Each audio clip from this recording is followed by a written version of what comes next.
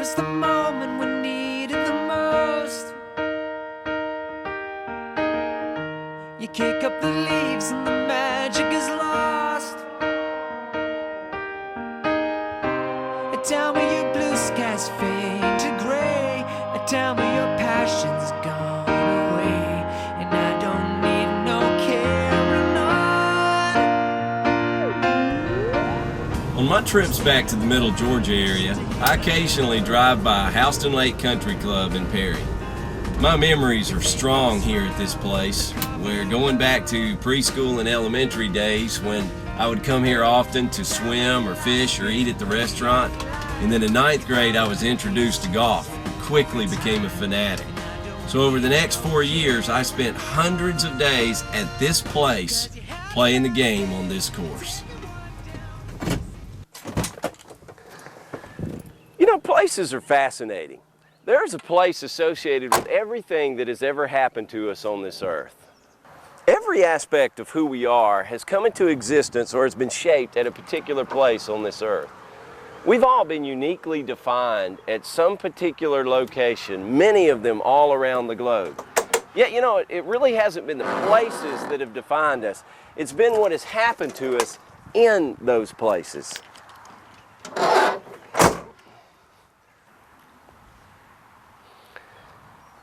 This golf course is like that for me. Although I hit tens of thousands of golf balls on this property, golf is not what I remember most about this place. Instead, it's what happened to me on my spiritual journey. As a 16-year-old, Houston Lake Country Club became the place of hunger for me. It was here, for the first time in my life, that I realized that I was hungry for a relationship with God. Hunger's a driving force in our life, isn't it? From the time we're born into this world, we're born screaming to satisfy the hunger pains that we feel in our lives. Then every day for the rest of our lives, we find ourselves adjusting our schedule in order to satisfy the physical hunger pains that we feel. But in 1979, I wasn't feeling empty in my stomach. Instead, I was feeling empty in my soul. Now, those soulish hunger pains weren't anything new for me. I'd been sensing them for years and trying to make them go away with pleasure and fun. And golf, although there's nothing wrong with golf, was one of those things that I was trying to eliminate my soulish hunger pains with. Then something significant happened. Golf introduced me to a new friend, Mark. Mark was my age. He was funny, he was cool, and he loved golf as much as I did. But there was something different about Mark. It was refreshing, it was compelling, it was exciting, but I couldn't exactly figure out what it was, and I was hungry to know. Mark had a sense of fulfillment and purpose in life that I didn't have. I was hungry for it. So in 1979, at this place, between rounds of golf, in this truck, I asked him about it. I said, Mark, I want what you have. How can I get it?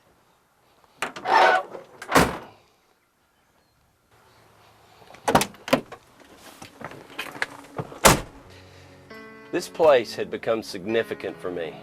It had been a good day, but it had also been a bad day, because this place never became the place of answers.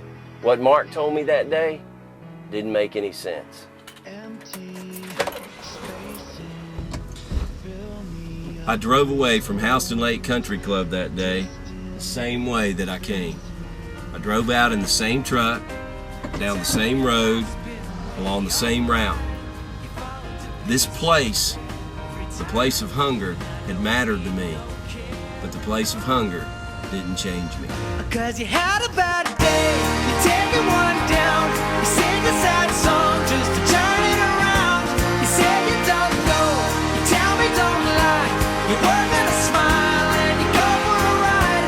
You had a bad day, the camera don't lie, you're coming back down and you really don't mind. You had a bad day, you had a bad day.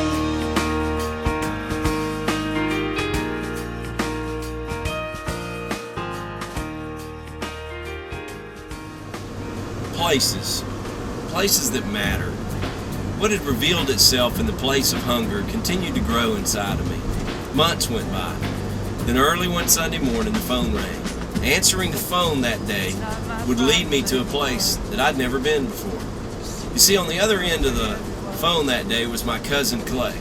Clay told me he was playing and singing with a band that would be performing at a local church at the 11 o'clock service. Would I please come? A church.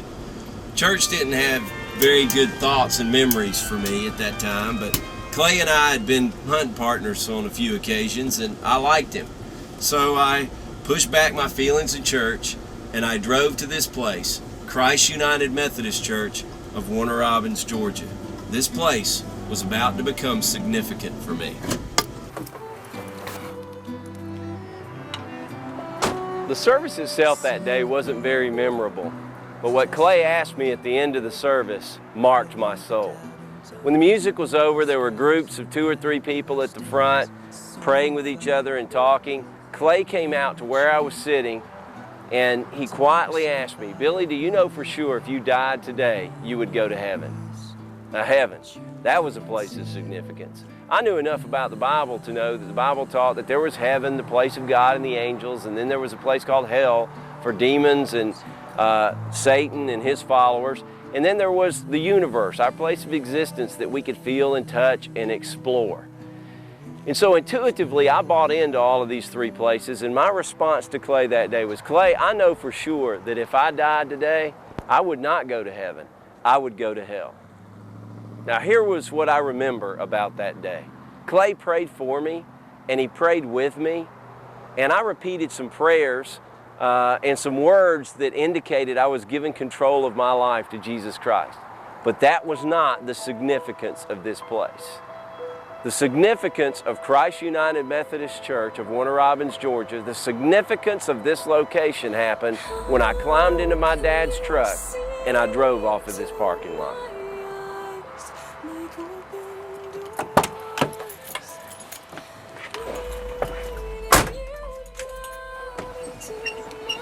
Here's what I remember about that Sunday morning over 25 years ago. I remember an intense struggle in my heart. It was powerful. I remember the struggle in my soul of realizing I was hungry in my soul, a hunger that I finally knew only Jesus Christ could fill. I remember the thoughts in my mind saying to God, "Lord, I'm willing to give you 90% of the control of my life. I just don't want you to be the boss and director."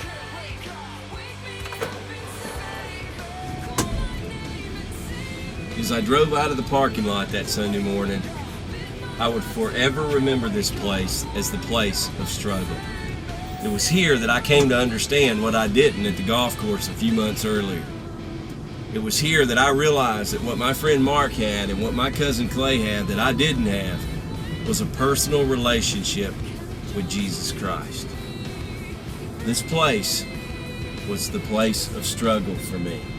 It was here that I clearly rejected Jesus Christ. Show me what it's like. The last one standing. And teach me wrong from right. And I'll show you what I can be. And say it for me, say it to me.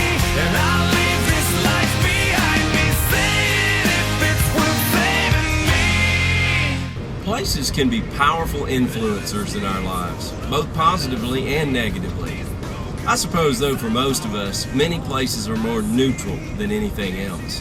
That's what the building of First United Methodist Church of Warner Robins, Georgia was for me.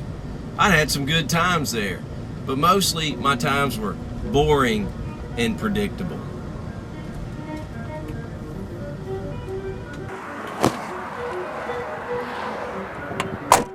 My parents had brought me here from infancy. I'd been through confirmation classes here, but their methods and approaches just didn't connect with me. I didn't like the hymns, the pipe organs, the structure, the dress clothes. That's why, even to this day, it's still a mystery to me why I drove in here on that Sunday morning in July of 1979.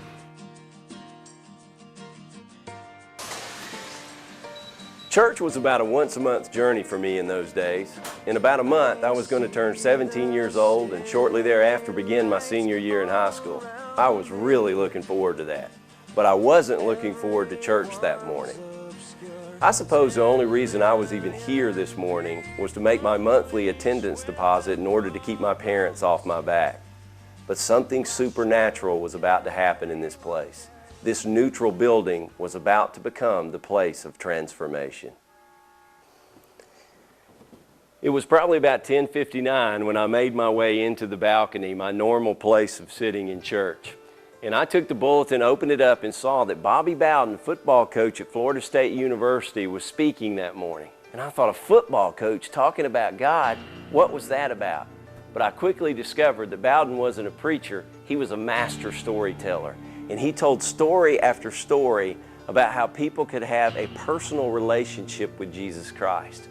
And that particular morning, he told about an offensive lineman, an All-American on his team, who went out and got drunk, busted a bar up. The assistant coach had to go get him. Bowden said, sober him up. I want to see him in my office the next morning. That next morning when that player came in, Bowden said, you're going to have to pay us back for fixing that bar up. And if this ever happens again, you're off the team. And then as the guy was about to leave his office, Bowden pointed a finger at him and said, you need God, son. That's what you need. And the guy left. Bowden said 2 weeks later, the guy comes back into his office with a Bible under his arm and said, Coach Bowden, I found him. Bowden said he didn't remember at all his conversation with that guy, and he looked at him and said, found who? And the guy said, I found God.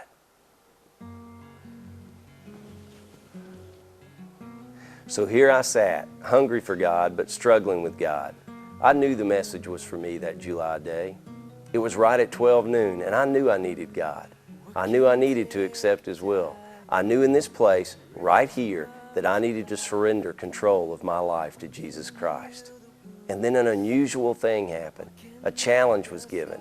A challenge that was extremely rare in First United Methodist Church of Warner Robins, Georgia. A challenge that flowed through a football coach with the assistance of the pastor of the church. A challenge, though, that I knew was exactly to me from God. If anyone wanted to be changed by Jesus Christ, then that person needed to leave the place where they were seated and come down front to the altar and pray with the pastor. I stood with everyone else as we all began to sing a hymn, and then I did it.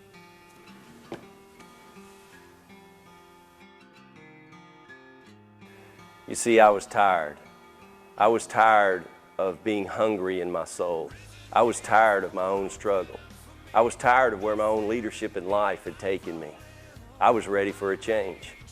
And as I walked down this aisle, I noticed, though, that I was alone. I was the only one responding to the challenge. That didn't matter to me anymore. My own struggle was about to come to an end.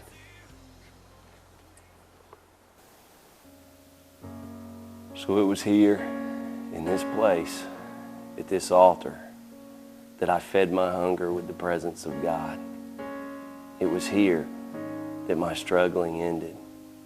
This place became forever for me the place of transformation. It was here that Jesus Christ changed my life.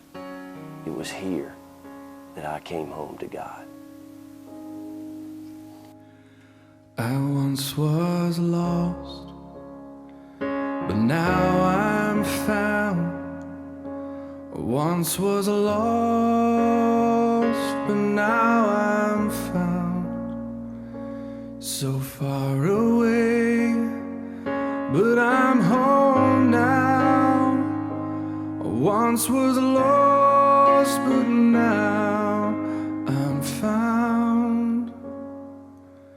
And now my life song sings.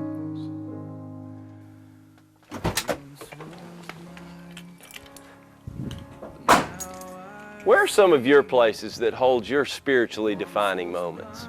Jesus Christ said that no person can come to Him unless the Father God draws him or draws her to Himself. Where are the places that hold your spiritually defining moments where you felt God drawing your heart to Him? Perhaps right now at this moment you're in your place of hunger or your place of struggle. If you are, Jesus wants you to know that He wants to be your bread of life. He wants you to stop wrestling with Him and let Him have His way in your life. You see, today, at this moment, make the place you're in your place of transformation. Here's why. Because if you do, then the place you're in right now can become what this place has become for me. This is the bedroom downstairs in my parents' house in Warner Robins, Georgia, where I woke up Monday morning of July of 1979, one day after my transformation. I sat up in bed, I leaned against the wall, I looked out the window, and I felt something I had never felt before. Freedom. True freedom that can only come when you realize your Creator God, Jesus Christ, has forgiven you from all of your sins. When I felt that, I realized that forever this place would become for me the place of freedom. Freedom from all my hurts and habits and hang-ups. I was clean. I was forgiven. I was whole. Have you experienced your place of freedom? Hunger, struggle, transformation, freedom. These can happen to anyone, anytime, any place. Which one will happen for you today? It's up to you. You can experience the life-changing power of Jesus Christ. This could be the time, and this could be the place.